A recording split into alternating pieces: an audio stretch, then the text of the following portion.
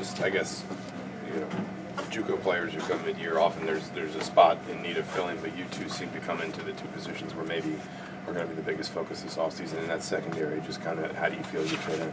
I think I fit in pretty well. You know, I've gelled with a lot of the guys really well. Chase Dutra, Will Dawkins, you know, there's a lot of other guys, and just really getting, you know, the bond going and really trying to change the culture around. You know, we have new Coach Allen in with the new defense, so just everybody kind of filling everything out, trying to get it going. And I know you're only like a month in or whatever, but how does the workouts and everything like that kind of compare to a couple years ago at Ohio State? I mean, it's up there. I really think next year, you know, we'll really be competing, you know, in the Big Ten for, you know, I mean, hopefully championships. That's the goal. You know, Coach Caden and Coach Allen are really changing around, you know, mindset. Coach Wilson's done a great job, you know, with changing the culture around here. So I think it's definitely on the way up.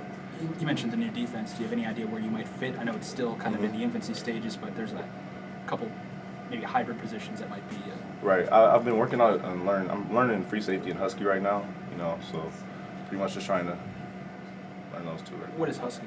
It's more of like a rover, you know, kind of outside of two, nickel type deal. Do you feel you're a good fit for that kind of Husky position then? Yes, sir. Anywhere. I'm just trying to get on the field and help the team.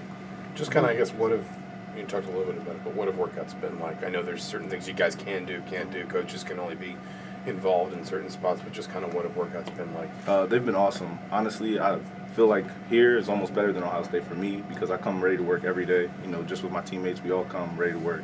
And, like, no one's down about workouts. There's always a lot of energy, you know, a lot of juice, and you get going pretty well. Jayme, we heard back on signing day, they were talking about various guys, and when you were mentioned, they talked about how you came in as an older guy and right away, on your own, you know, helped organize some defensive back meetings and whatnot. Can you talk about that a little bit? Yeah, well, you know, I mean, Chase has already been doing a real good job with the leadership role, but we do have a lot of young guys. So just coming in, kind of, you know, setting the tone academically and on the field, off the field, things like that is really what I've tried to do.